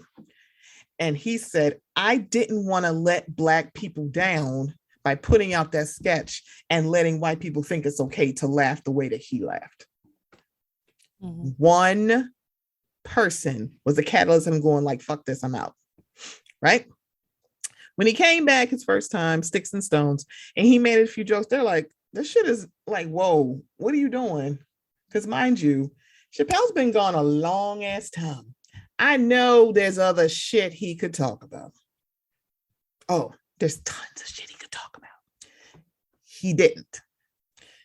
For some odd reason, he found one thing and carried that through 4 more specials. And I'm sitting here like, you're better than this. You didn't make, and this latest The Closer, I'm sorry, he didn't make fun of like the insurrectionists from January 6th.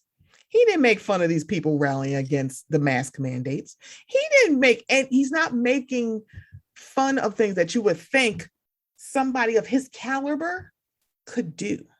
No, you held on to this because you listened and to all the positive people like, oh my God, I can't believe Chappelle is back.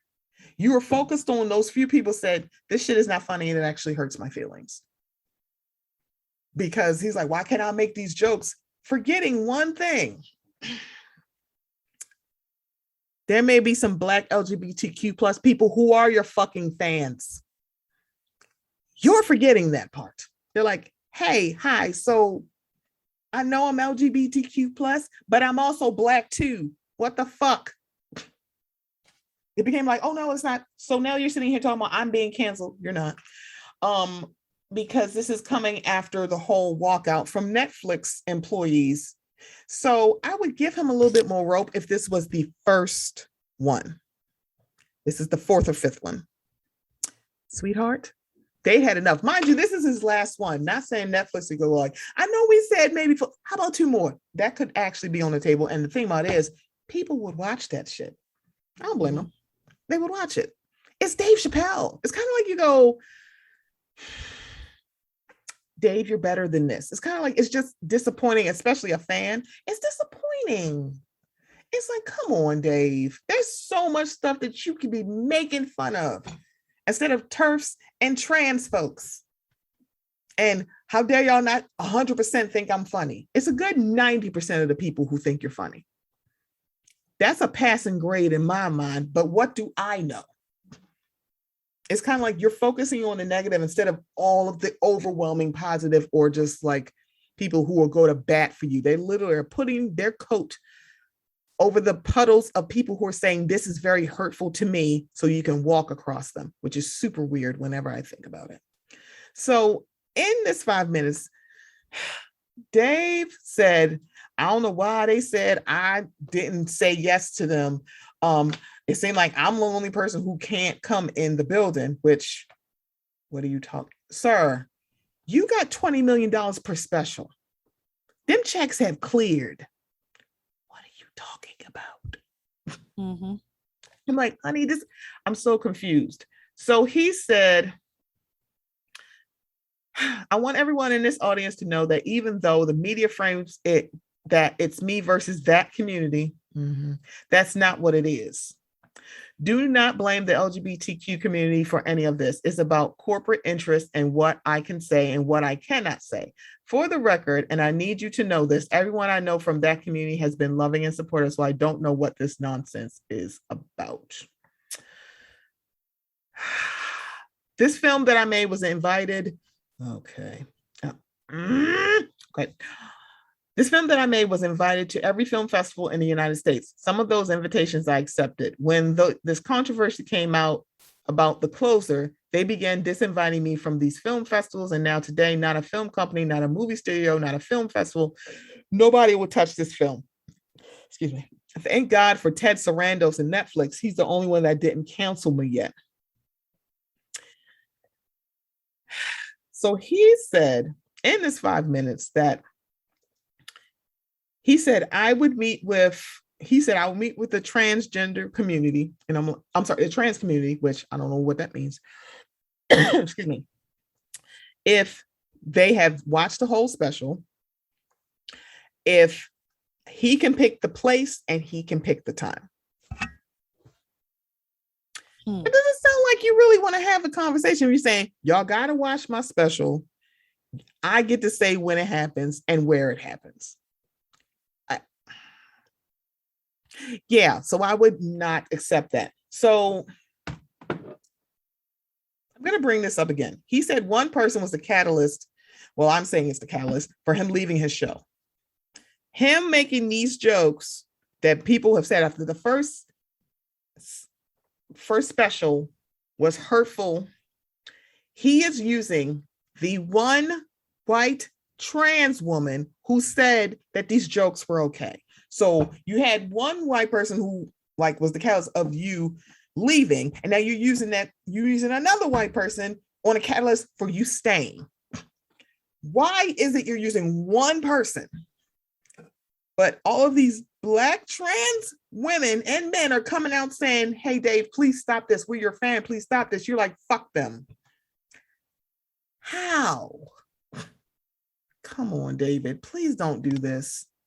Please stop. Because he also mentioned, I guess it was, he also wanted to say, and I can't remember the person. It was one, I'm sorry. The other thing is he said, let me read the whole quote. I'm not bending to anyone's demands. And if you want to meet with me, I'm more than willing to, but I have some conditions. First of all, you cannot come if you have not watched my special from beginning to end. You must come to a place of my choosing at a time of my choosing. And thirdly, you must admit that Hannah Gadsby is not funny. I guess that's supposed to be the punchline, that you're literally saying that this trans woman is not funny. She's a white trans woman. I will say that. I don't know who she is. I honestly don't care. But all of this is like, why? Baby, this is not what needs to happen. You're Dave Chappelle. This is beneath you. At least I thought it was. I really did. I was like, Dave, you can do better, sweetheart. You really can. Baby, don't do this. And so there are a lot of folks like, oh, canceling, you tell him what he can't say. Y'all need to take a joke. Michael Richards was at a comedy club. He was being heckled by some black men. He started screaming, nigga, nigga, nigga, nigga, nigga. And his appearances dried up very, very quickly. Because no, you can't do this. A young man who had worked very hard to get on SNL was introduced as a new cast member. People found out that he is very hateful against Asian folks. He refused to apologize. Grand opening, grand closing on Saturday Night Live.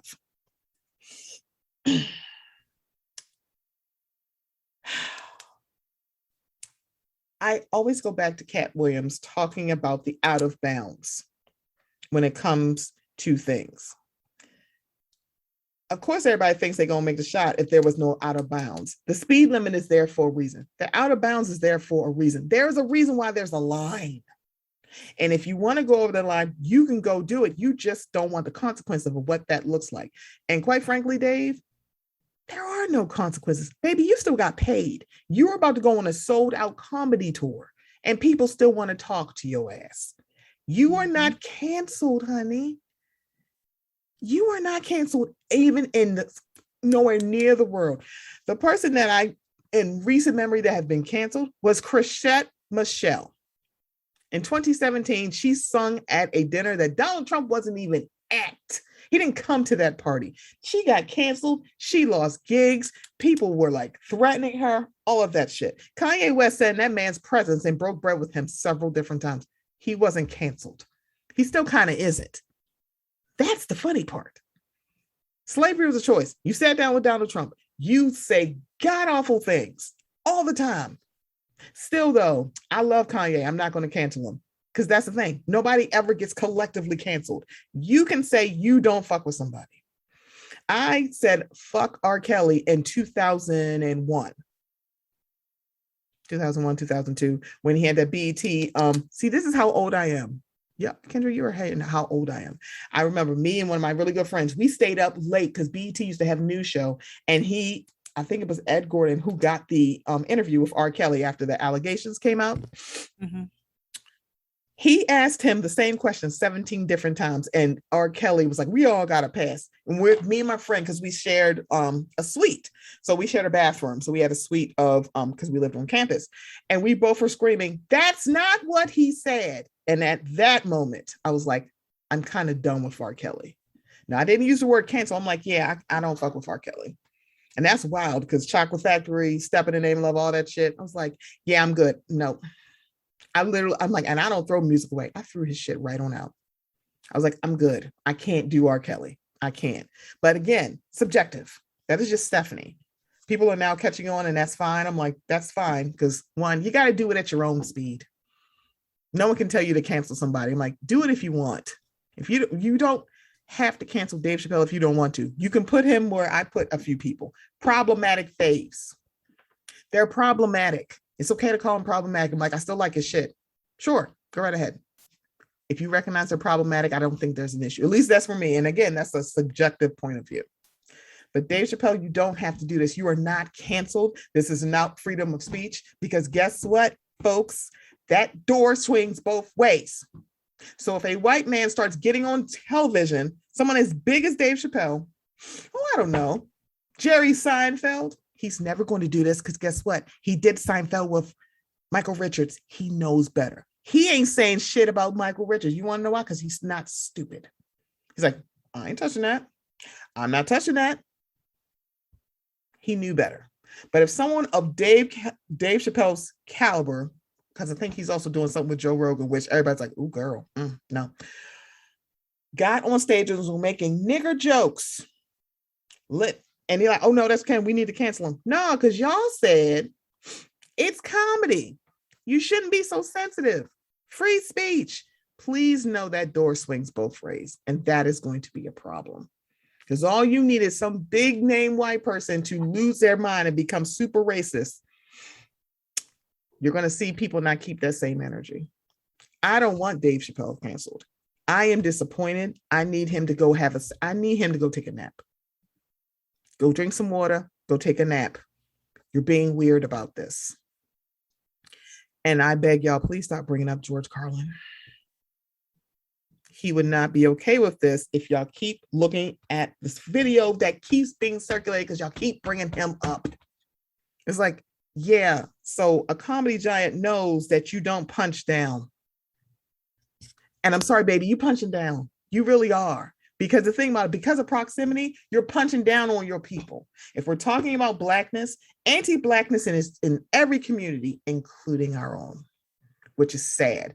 But also, all those phobias and isms, it hits Black people too. Xenophobia, it hits Black people. Anti-Semitism, it hits Black people. Sexism hits Black people.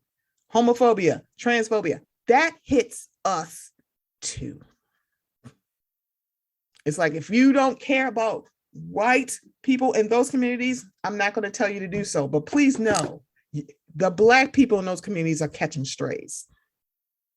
And that's what it is. It's like, baby, just stay in the inbounds. There's so much that you could have made fun of, because I'm sorry, it's hilariously wild that he did not make fun of those January 6th insurrectionists. You didn't even crack one joke about their ass. There's stuff that you did not really make a whole bunch of jokes about Trump outside of Saturday Night Live. You didn't make no Ted Cruz jokes. You have not made any jokes about some of the shit that has been going on, but you got space for LGBTQ folks. Come on, Dave, do better, baby. And this is not it. And I'm just disappointed. So, have you ever seen Delirious? I still have not. So I will say, watch it. The first 10 minutes now are cringe. However, Delirious is amazing. 15 years after that, he was doing Beverly Hills Cop and promoting it. They were protesting it. Now, this is pre-social media. They were protesting it. He was at, I believe it was David Letterman. He apologized then.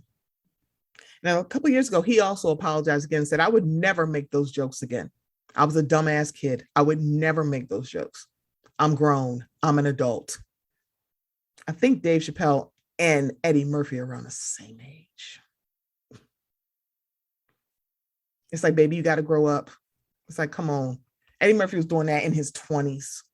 I think he was 21, 23, something like that. Come on, baby, do better. Dave, it's okay to grow up, because he's funny and he's a great storyteller. I just want more. And there's a lot of people that are disappointed, because T.S. Madison is hilarious, because she just said, I'm not going to watch it. People were mad that she said that. It's like, but then people were talking about, if you don't like it, don't watch it. That's what T.S. Madison said. And y'all said, how dare she say that? She's like, I'm not doing it. I'm not watching it. I'm not telling y'all not to watch it. I'm just saying I'm not watching it. That's it. But y'all didn't want her to say that. And it's just super weird. I'm sorry. I am ranting and raving. But I'm just sad about this, because this is just sad. It's just sad to me. I'm sorry. I'm acting like this Clubhouse. This is Stephanie and I'm done speaking. I'm acting like this is Clubhouse. This is Stephanie and I'm done speaking. This is not Clubhouse. I'm talking to Kyndra. It's okay. Go ahead, get it all out. See, I just sad. But yeah, that's all I have. I am done speaking on that. I just want nice things. Please, y'all. I'm not saying cancel Dave Chappelle, because I'm like, I don't feel that way at all. I can be disappointed. And sometimes your faves disappoint you. It doesn't stop them from being your faves. It's just, they're disappointing. But they make it to a place where they're done being your faves. And that's just it. Mm-hmm. So y'all, I didn't mean to keep Kyndra this long. But before we go, I like that you slid in my DMs in a non-flirty way. to come to the Mocha Minutes podcast. I want you, so before we get out of here, please let everybody know how they can find 1, your show, 2, and you, and thank you for also talking about those horrible ass lighters that I can never do, because I'm like, I feel like I'm the dumb one that I can't do it. I'm like, what the heck? Oh, I'm glad I'm not the only one who's like, fuck these lighters. So you guys can find me at on Instagram, the Kyndra Crump Show. So D is in the KYN as in Nancy, DRA. CRUM is the Mary P and Paul Show, not with no money, so I'm not no fake ass ASAP Rocky. SHOW. Say fake ass ASAP Rocky. I'm sorry. My YouTube is Kyndra Crump. KYNDRA CRUMP. Please put a space between Kyndra and Crump, because a lot of y'all's wheels on y'all's bus don't go round and round. Ooh. And my podcast is called The Kyndra Crump Show. Comes out on Friday nights. It's audio only. Make sure you guys just subscribe to one of those. If you're not going to follow me on Instagram, follow me on YouTube. If you don't care for YouTube, follow me on my podcast so I can get an extra subscriber. You know, it's lit. It's litty. So you are a Friday. Oh, I love it. A Friday night podcast. See, that's the thing. That's something to do on Friday night. Mm-hmm. That's lovely. So I appreciate you, Kyndra. Thank you so much for being here. So guys, this is the Mocha Minutes podcast. Please find Kyndra. Please follow her on YouTube. Follow her on Instagram. Just know that those lighters are horrible. Okay. Get you a long one. They're $1. I'm sorry. Or get you a rechargeable one that like I'm addicted to. I'm just saying I love them so much. But guys, this has been a Mocha Minutes podcast. I will be back next week.